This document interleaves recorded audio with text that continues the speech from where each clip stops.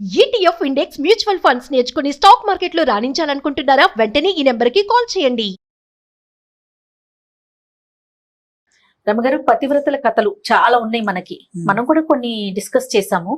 చాలా రోజులు అయినట్లు అనిపిస్తోంది నాకు.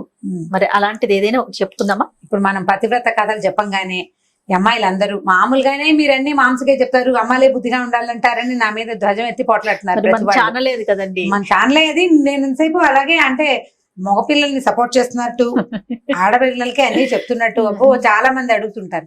ఇప్పుడు చెప్పబోయే మీరు అబ్బాయిల పేర్లు చెప్తారు కదా, అబ్బాయి అబ్బాయి అని. రమ్మగారికి అబ్బాయి ఉన్నారు కాబట్టి అబ్బాయినే మెన్షన్ చేస్తారు. ఇది కూడా అంటారు.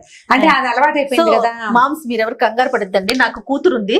సో నేను డెఫినెట్ గా అమ్మాయి మాట్లాడిస్తారు అమ్మగారిని. అదే ఇప్పుడు ఎలా అంటే మేము చాలా మంది సిస్టర్స్ కదా జయ. చివరి 4 లో మా నలుగురిలో ఒక్కక్కకి అమ్మాయి ఉంది. మిగిలిన ముగ్గురికి తలా ఒక 2 అబ్బాయిలే. ఈ బాయ్స్ ఎక్కువగా ఉంటాం. మా ఇంట్లో కూడా అంటే మా వారి వైపు కూడా అందరు మగపిల్లలే. చాలా లేట్ గా ఒక చిట్టిపాప అయ్యి మాకు. ఆడపిల్లల పేర్లు చెప్పడానికి కానీ ఆడపిల్లల బట్టలు కొనడానికి కానీ అవకాశం భగవంతుడు బాగా ఇవ్వాల. నాకు కొంచెం తక్కువ ఇచ్చాడు. నాకు చాలా అమ్మాయిలు ఇష్టం కానీ అలా ఇవ్వలేదు. మరి ఏం చేస్తాం, అందుకని ఇది అలవాటైపోయి వాడు అంటుంటాను నేను. ఎంతసేపు వాడని ఎందుకంటారు? ఒకవేళ అమ్మాయిని చూడండి, ఇంకోటి ఉంది. ఇప్పుడు వాడు మగవాడు అలా అనేస్తే బాగానే ఉంటుంది. అమ్మాయిని అది ఇది అంటే అమ్మాయిని అది ఇది అంటున్నారని ఏకవచన ప్రయోగం చేస్తున్నందుకు కూడా కష్టం వస్తూ ఉంటుంది. అంటే మనకి వినటానికి కూడా అంత అనిపించదు. డైరెక్ట్ గా పిలవటానికి అది ఇదని ముద్దుగా చెప్పుకుంటాం కానీ ఇట్లా మనం మాట్లాడేటప్పుడు అది ఇది అనే ఆ వర్డింగ్ అంత అనిపించదు రమ్మగారు. అవును, అంటే మీకు అలవాటు కాబట్టి అది ఇదని మాట్లాడగలుగుతాం. తెలియని పర్సన్ గురించి మనం మాట్లాడలేకపోతాం.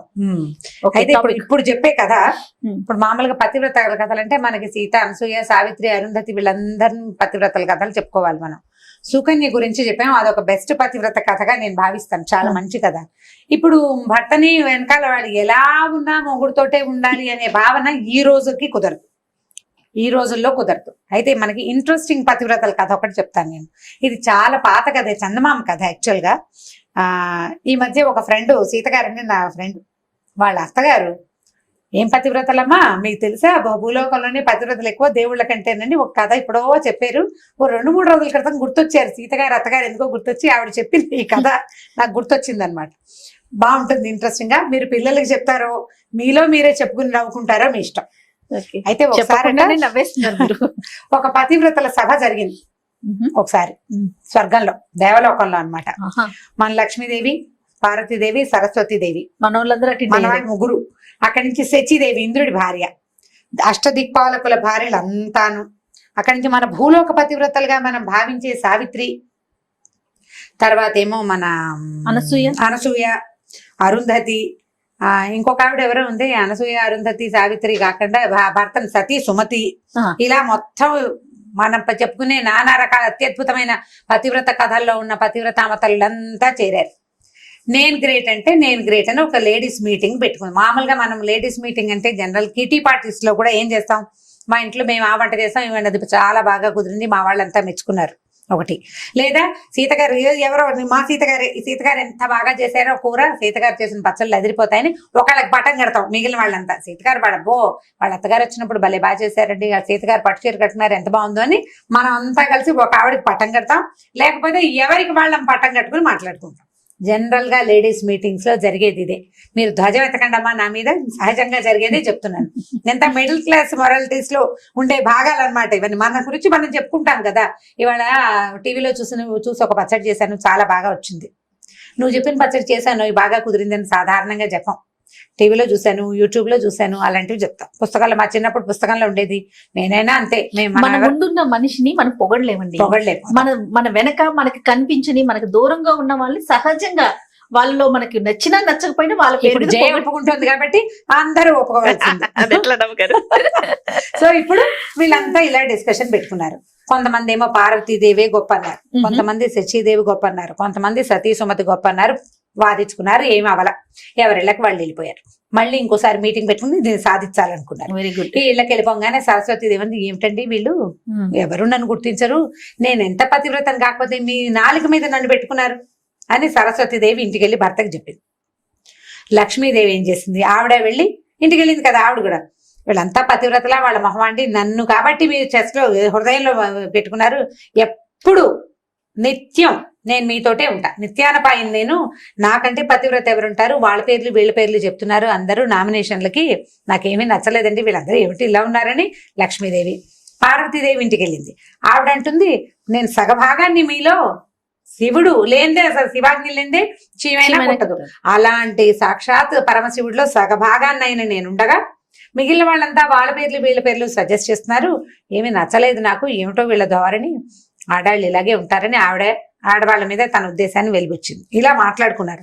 అయితే నారదుడు త్రిలోక సంచారి కదా, ఆయన ఈ 3 ఇళ్లలోనూ విని ఇంకా ఇంద్రుడి ఇంటికి వెళ్ళి ఇక్కడికి వెళ్ళి అందరిళ్ళకి వెళ్ళి చూశాడు. సతీ సుమతంది, మా ఆయనకి కుష్ఠరోగం వచ్చినా కూడా ఆయనకి ఎక్కడ వేసి దగ్గరికి తీసుకెళ్ళమంటే అక్కడికి బొట్లో కూర్చోబెట్టి తీసుకెళ్లాను. ఆయన అన్నం తింటుంటే ఆయన వేలు ఊడి కంచంలో పడిపోతే ఆ అన్నాన్ని అసహించుకోకుండా తిన్నాను, నాకంటే పతివ్రత ఎవరుంటుంది అంటుంది సుమతి. సావిత్రి అంటుంది, నేనేమో యమధర్మరాజు వెనకాల పడి ఆయన ఇంటి దాకా వెళ్ళి నా మొగుడు నేను లాక్కొచ్చుకున్నాను, నాకంటే పతివ్రతలు ఎవరండి అని సావిత్రి అంటుంది. అనసూయమ్మ గారు ఇంకోటి అంటుంది, త్రిమూర్తులు మా ఇంటికి వస్తే నా మానం పోకుండా నేను వాళ్ళని పసిపిల్లలను చేసి నగ్నంగా వడ్డించాను నేను, నాకంటే పతివ్రతలు ఎవరైనా ఉంటారా అని ఆవిడంటుంది. సరే వీళ్ళందరి దగ్గర విని ఆయన ఏం చెప్పాడంటే, నెక్స్ట్ మీటింగ్ పబ్లిక్ ఒపీనియన్ తీసుకుని నెక్స్ట్ మీటింగ్ లో వీళ్ళంతా కూడంగానే ఏం చెప్పాడంటే, మీరెవ్వరూ కాదమ్మా, మీకంటే అత్యద్భుతమైన పతివ్రత భూలోకంలో ఉంది, భూలోకంలో ఉన్నారు పతివ్రతలు అంటే వాళ్ళు అన్నాడు. అనేసరికి అందరికీ ఆశ్చర్యం, ఏమిటి ఏం భూలోకం, చచ్చిపోతారు వాళ్ళు, 100 ఏళ్ళు అయ్యేసరికి చచ్చిపోతారు, 100 కాకుండా కూడా పోతారు, కొంతమంది పురుట్లో పోతారు, కొంతమంది మధ్యలో పోతారు, హార్ట్ అటాక్లు, బ్రెయిన్ అటాక్లు, ఎన్ని అటాక్లు ఉన్నాయి, ఎక్కడో చోట పోతారు. వాళ్ళకి అంటే మోర్టాలిటీ ఉంది, అంటే మృత్యు ఉంది వాళ్ళకి, ఇమ్మోర్టల్స్ కాదు వాళ్ళు, అంటే శాశ్వతత్వం లేదు. వాళ్ళ ప్రత్యేకత ఏమిటంటే మీకు తెలీదు, భూలోకంలో బ్రహ్మాండమైన పతివ్రతలు ఉన్నారు. నాకు తెలిసిన ఒక ఆవిడ పేరు చెప్తాను, కావాలంటే కనుక్కోండి అన్నాడు. కనుక్కోమని అడ్రస్ చెప్పాడు. ఫలానా అడ్రస్ లో ఒక ఆవిడ ఉంటుంది, ఆ ఆవిడ బ్రహ్మాండమైన పతివ్రత అని. వీళ్ళంతా ఆశ్చర్యపోయారు, ఇదేమిటి ఇన్నేసి చేసాము, ఇవన్నీ పోయినాయా, భూలోకంలో ఉన్న అదేవతో చిన్నపిల్ల ఉంటుంది, అదే అసలు దానికి ఏమొచ్చు, దానికి ఏం తెలుసు పతివ్రత్యం గురించి, కనుక్కోవాల్సిందే అనుకున్నారు. ఈ గుంపంతా పడి వెళ్తే ఆవిడ బెదిరిపోతుందేమో, అందుకని ఏమనుకున్నారు, అందరూ కలిసి ఒక రిప్రజెంటేటివ్ ని పంపించాలనుకున్నారు. వీళ్ళందరిలోకి పెద్ద ముత్తైదువు, ముగ్గురమ్మలకి మూలపటమైన పార్వతీదేవిని పట్టుకున్నారమ్మా, తమరెళ్ళి కనుక్కురండి ఏమిటి ఆవిడకున్న ప్రత్యేకత. నారదుడు నారదుడే చెప్పాడంటే ఏదో ఉందన్నమాట. సరే ఆవిడ సరే కనుక్కుంటాను, మీరందరూ స్థిమితంగా ఉండండి అని చెప్పింది. మర్నాడు వీడు చక్కగా ప్రాతకాల వ్యవహారాలన్నీ చూసుకుని ఆవిడ పెట్టాల్సిన భోజనాలు అవి ఉంటాయి, అన్నపూర్ణాదేవి కదా, పెట్టేసి వెళ్ళింది. వెళ్ళేసరికల్లా కొద్దిగా ఆవిడ వెళ్ళేసరికి చీకటి పడిపోయింది. వ్యవహారాలన్నీ తెముల్చుకుని వెళ్ళేసరికి తలుపు కొట్టింది. అదొక పూరి గుడిసె, చిన్న ఇల్లు, పూరని మరీ బుజ్జిది కాదు, మామూలు తాటాకులు ఇల్లు. తలుపు కొట్టేసరికి ఎవరో అమ్మాయి లోపల నుంచి పలికింది. ఎవరమ్మా, ఎవరండి అంది. నేనమ్మా పార్వతీదేవిని తలుపు తీయమంది. అనేసరికల్లా, ఏమండి అయ్యో మా ఆయన ఇంట్లో లేడండి, ఎవరైనా వస్తే తలుపు తీయద్దన్నాడు, పార్వతమ్మే వచ్చిందని అడిగి తలుపు తీయనా అని అడగడానికి అనుజ్ఞ తీసుకోవడానికి ఏమో మా ఆయన ఇంట్లో లేడు, అమ్మ మీరు రేపు పని చేస్తారా, రేపు పొద్దున్నే రండి, ఈ రాత్రికి మా ఆయన ఇంటికి వచ్చాక పార్వతీదేవి వచ్చింది తలుపు తీయమంటావా అని అడుగుతాను, ఆయన తీయమంటే రేపు పొద్దున్న తీస్తానమ్మా, ఏమి అనుకోకుండా ఇంటికి వెళ్ళిపోవా నువ్వు అంది. పార్వతీదేవి, ఏమిటి నేను వస్తే మొగుడిని అడగాల వసిని అనుకుని, సరేలే ఏమిటో వీళ్ళ భూలోక నియమాలు మనకు తెలియదని ఆవిడ వెళ్ళిపోతే ఈవిడేం చేసింది, ఈ అమ్మాయి భర్తను అడిగింది, రేపు పార్వతీదేవి వచ్చింది సాయంకాలం తలుపు తీయమంటావా, రేపు పొద్దున వస్తానందంటే ఆ తీయి పార్వతీదేవిని తీసుకొచ్చి లోపల కూర్చోబెట్టి మంచినీళ్ళు అవి ఇవి మంచి మాట్లాడమని చెప్పాడు భర్త. ఆవిడ దేవత పైనుంచి వచ్చిందని తెలుసు. పార్వతీదేవి భర్త తలుపు తీయద్దన్నాడు, ఎవరైనా వస్తే తలుపు తీయద్దన్నాడు, అందుకని తీయలేదు. మర్నాడు పొద్దున పార్వతీదేవి బయలుదేరేసరికి ముందు ఈ కాలంలో వీళ్ళంతా మాట్లాడుకోవడం విన్నాడు కదా వినాయకుడు. విని ఆయన ఏమన్నాడు అంటే, అమ్మ నేను వస్తానే, ఆవిడెవరో చూస్తానన్నాడు. సరే ఈవిడేం చేసింది, పిల్లాడే కదా అని చెప్పి వినాయకుడిని వెంబడి పెట్టుకొచ్చి బయట నుంచి తలుపు కొడితే ఈ ఆవిడ తలుపు దగ్గరకు వచ్చి, అమ్మ ఎవరమ్మా అంటే, నేనమ్మా పార్వతీదేవిని, నేను మా అబ్బాయి వచ్చామనగా, మీ అబ్బాయి వచ్చాడా, అయ్యో మీరు ఒకరే వస్తారనుకుని మా ఆయన్ని అడిగానమ్మా, ఇప్పుడు మీ అబ్బాయి కూడా వస్తే తలుపు తీయమంటాడో తీయద్దంటాడో తెలియదమ్మా, మీరేమనుకోకండి, రేపు మళ్ళీ రండి, మా ఆయన అడగకుండా తలుపు తీయలేనమ్మా అనేసరికి ఏం చెయ్యాలో తెలియదు. నేను భారతీదేవిని, నేను వినాయకుడు తెచ్చాను, తలుపు తీయటలేదు, దీని పాతివ్రత్యం మండిపోను అనుకుని ఆవిడ ఏం చేసింది, వీళ్ళని తీసుకుని వెళ్ళిపోయింది వెనక్కి. మూడో రోజు పొద్దున మళ్ళీ బయలుదేరింది. బయలుదేరేసరికి ఇప్పుడు ఆవిడ రిప్రజెంటేటివ్, అంటే మన దేవతలందరి దగ్గర నుంచి వస్తోంది. కనుక్కోవాలి విషయం, కనుక్కుని చెప్పకపోతే వాళ్ళు ఒప్పుకోరు, మరి మిగిలిన వాళ్ళంతా అడుగుతారు కదా. అది కూడా రాదా నీకు అనరు. సరే కుమారస్వామి వస్తానని సరదా పడ్డాడు, కానీ బాబు నిన్న వాడిని తీసుకెళ్ళినందుకే పోయిందిరా ప్రోగ్రాము, నువ్వు రాబోక నాయన, నువ్వు ఇక్కడే ఉండు, నేను వెళ్ళొస్తాను అని ఈవిడ బయలుదేరి వెళ్ళింది. ఒక్కతే వెళ్ళి మరి ఏం చేస్తుంది, ఆవిడ ఒప్పుకోలేదు కదా. మూడో రోజు వెళ్ళంగానే ఈ అమ్మాయి తలుపు తీసింది. ఆవిడ అమ్మాయి ఏం కాదు, ఒక 30-32 ఏళ్ల స్త్రీ, ప్రౌఢ. అక్కడి నుంచి అమ్మ నీ పేరేమిటంటే, నా పేరు గౌరమ్మ. మామూలుగా ఊళ్ళల్లో గౌరి పేరుని గవిరి, గైరమ్మ అలా పిలుస్తారు. గౌరమ్మ, గవరయ్య పేర్లు కూడా ఉంటాయి. నా ఫేవరెట్ పేరు గౌరి. నాకు అమ్మాయి పుడితే నేను ఆ పేరు పెట్టుకునేది, నాకు ఎంతో ఇష్టం. అయితే ఈ గౌరమ్మ నీ ఏం పేరు, ఏం చేస్తావమ్మా నువ్వు? ఏం చేస్తావు? నేనేం చేయనండి, మా ఆయనకి, మాకు బరువులు ఎత్తే కూలివాడు, కూలి పని చేస్తాడు మా ఆయన, మాకు చిన్న చెలక ఉంది, అంటే చిన్న పొలం ఉంది, పొలం పని అది చేసుకుంటాము అంది. ఇల్లు చూస్తే ఇల్లు చక్కగా శుభ్రంగా ఉంది, చిన్న పాక, చాలా శుభ్రంగా ఉంది. భారతీదేవి 4 పక్కల చూసింది, ఇల్లు చక్కగా ఉంది, శుభ్రంగా ఉంది, ఉన్నంతలో కుదురుగా మట్టసంగా ఉంది, ఇల్లు బాగుంది. సరే బుద్ధిమంతురాల్లాగా కనపడుతుంది అమ్మాయి, భర్త మాట బాగా వింటుంది. చూస్తుంటే 4-5 ఏర్పాట్లు కనపడ్డాయి. ఏమిటి, ఓ చోట చిన్న మంచం వేసి చక్కగా దాని మీద మెత్తటి బొంత ఒకటి పరిచింది. ఒకటి అక్కడి నుంచి లోపలికి రాగానే ఒక ముక్కాలు పీట ఒకటి ఉంది, ఓ పీట వేసింది, ఓ పీట, ఓ మంచం. అక్కడి నుంచి రెండో పక్కన పెనమేమో పొయ్యి మీద పొయ్యి వెలిగించి దాని మీద పెనము, పక్కన అట్ల పిండి గిన్నె కనపడ్డాయి, పక్కన ఇంకో కుండ, అక్కడి నుంచి పళ్ళెము సామాన్లు కనపడ్డాయి. ఇంకా ఒక మూలకి చిలక్కొయ్యి ఉంది, చిలక్కొయ్యికి ఒక తాడు వేలాడుతుంది అనమాట. ఒక చిన్న చెర్నాకోల్ లాంటి సాధనము ఉన్నాయి. ఈ సామాన్లన్నీ చూసి అమ్మ ఇవేంటి, ఇవన్నీ ఉన్నాయి మీ ఇంట్లో అని అడిగింది. అడిగితే మా ఆయన చాలా పని చేసి వస్తాడు కదండి అమ్మగారు, ఆయన పని చేసి వచ్చాక అలసిపోయి వచ్చి కూర్చుంటానంటాడో పడుకుంటానంటాడో.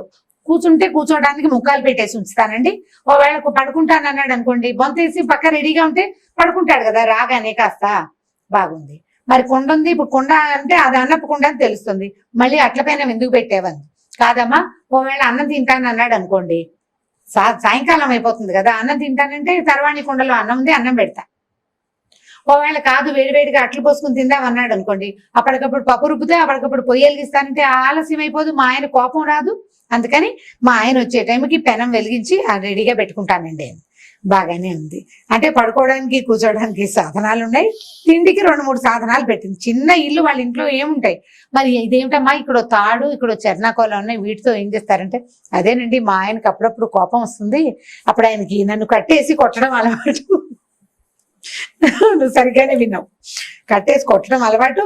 అప్పుడు ఆయన కోపం వచ్చాక ఆయన తాడు కోసం వాటి కోసం ఎక్కడ వెతుకుంటాడు, అందుకని ఏం చేస్తాను, ఈ తాడు రెడీగా పెడతాను, తాడేసి నన్ను ఈ గుంజ కట్టేస్తాడు, ఆ చెర్నాకోలు తీసి 2 దెబ్బలు కొడతాడండి, ఆయన కోపం తీరాక ఆయన పడుకుంటాడు, మెల్లిగా ఎప్పుడో ఆయన కోపం తీరలేచాక కట్లిపితే అప్పుడు అన్నం పెడతానండి, ఇలాగ అలవాటండి అని. పార్వతీదేవి నిర్కాంతిపోయింది.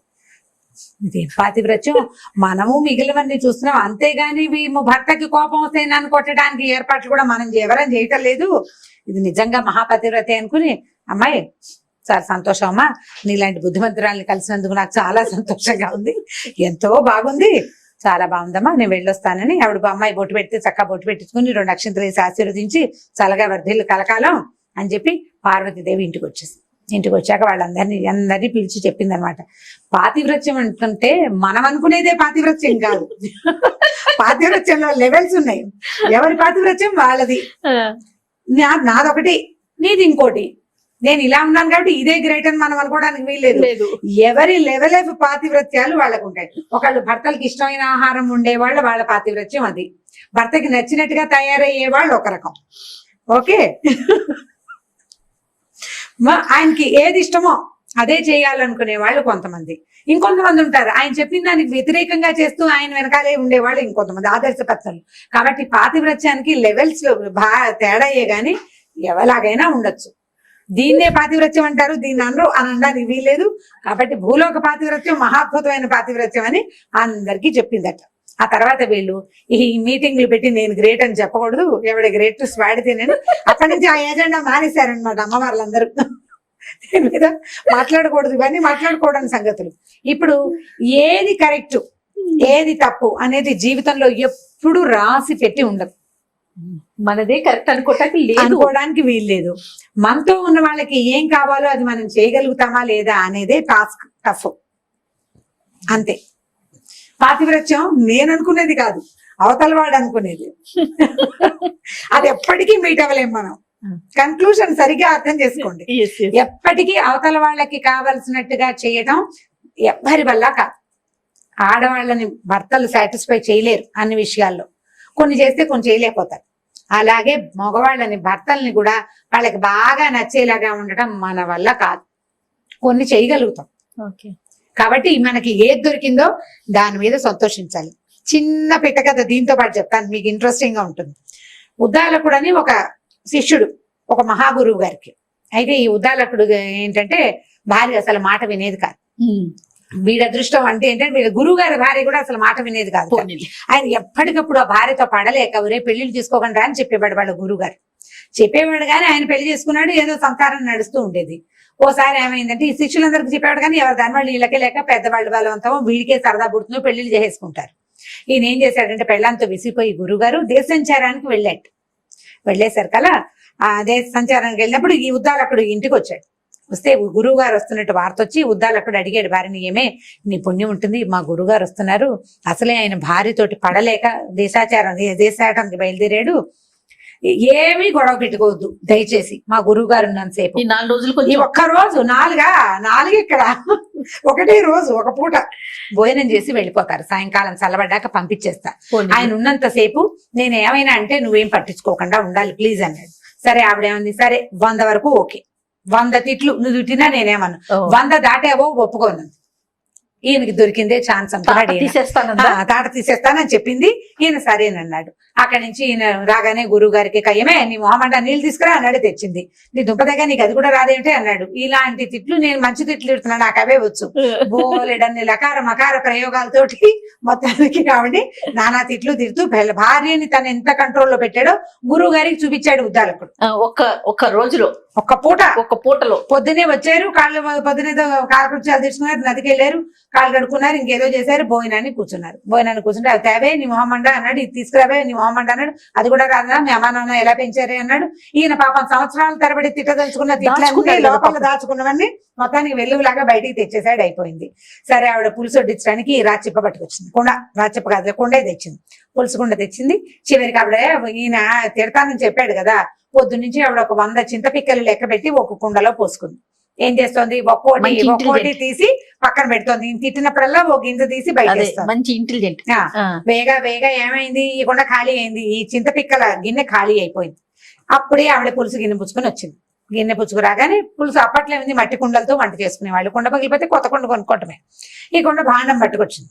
పట్టుకొచ్చేసరికి ఈయన అన్నాడు ఒక మొహందానా పులుసు వడ్డించు అన్నాడు. అనగానే ఆవిడ ఏం చేసింది, ధాడ్మని ఈ పులుసు గిన్నె ఎత్తి నెత్తి మీద కొట్టింది. మొగుడు 100 దాటిపోయింది, నేను చెప్పాను నీకు 100 అయిపోయిందండి. అనగానే గురువు గారు నిర్ఘాంతపోయాడు, ఉద్దాలకుడి పని అయ్యేపోయింది. ఉద్దన పని చేసేది ఉద్దాలకుడికి వెళ్ళాం అనమాట. ఆవిడ పేరే అది. అక్కడి నుంచి కొట్టేశారు కదా, గురువుగారు లేదు, భోజనం లేదు, ఎట్లా కొట్లా ఉన్నది ఏదో తిన్నారు. ఆయన చావుదేవుడు బతుకుదేవుడు గబగబా బయటకు వచ్చేసాడు. ఎట్లా కొట్లా ఆ భోజనం కాస్త ఫినిష్ చేసుకుని వచ్చాక వరే నేను ఇంటికి వెళ్ళిపోతాను అన్నాడు. అదేంటి గురుగారు దేశాటనికి వెళ్తానన్నారు, ఏదో నా భార్యతో పడలేకపోయినా ఇలా జరిగిందండి, 100 తిట్లు అన్నాను, ఉద్రేకం ఉంచుకోలేక తిట్టానండి అన్నాడు. అనేసరికల్లా ఆయన అన్నాడు, ఇంకెందుకురా దేశాటన, మీ అమ్మగారు చాలా మంచిదిరా, ఇక్కడికి వచ్చాక నాకు అర్థమైంది ఆవిడకి ఎంత కోపం వచ్చినా కుండ పగలగొట్టేది కానీ ఒక్కనాడు నన్ను ఎత్తిన కొట్టలేదురా, మానవరాలు బంగారు తల్లిరా.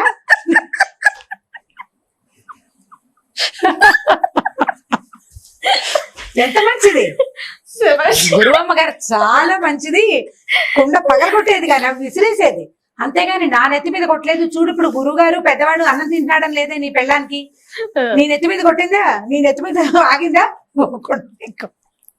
కుండ పెంకు నాకు తగిలింది, సగం పులుసు నా మీద పడింది, అన్నం అధ్వాన్నం అయిపోయింది. ఏదో పెద్దవాడిని భోజనానికి పిలిచాం, కనీసం బయట నుంచి వచ్చిన అతిథికి అన్నం పెడదామని ఇంకితం లేదురా నీ పెళ్ళానికి. దీనికంటే మా ఆవిడ చాలా మంచిది, పాపం ఏం చేస్తుందో తిట్టడానికి కొట్టడానికి మనిషి లేక ఎంత అవస్థపడుతుందో, నేను వెళ్ళిపోతాను రా అని గురువు గారి ఇంటికి వెళ్ళిపోయాడు. ఇప్పుడు పాతివ్రత్యం లెవెల్స్ చూసారు ఎలా మారిపోయినాయి. ఆవిడ గిన్నెలు విసిరేస్తుంది, ఇంట్లో నుంచి బయటకు వచ్చేసాడు ఈయన. ఈవిడ ఏకంగా ఈవిడ పగలగొడుతోంది. ఏకంగా నెత్తి మీదే పగల కొట్టేస్తుంది. కాబట్టి ఏది బెటర్మెంట్ ఇవి ఆలోచించుకుని ఇప్పుడు ఈ కథని తల్లులు చక్కగా శ్రద్ధగా వినండి అమ్మా, బాగా అర్థం చేసుకోండి. ఈ 2 కథల్ని మీరు హస్బెండ్స్ కి చెప్పాలి. ఇప్పటిదాకా పిల్లలకి చెప్పే కథలే చెప్పాం. అవునండి. ఫస్ట్ టైం భర్తలకు చెప్పవలసిన కథలు నెంబర్ 1 శ్రీకారం చుట్టాం ఇవాళ.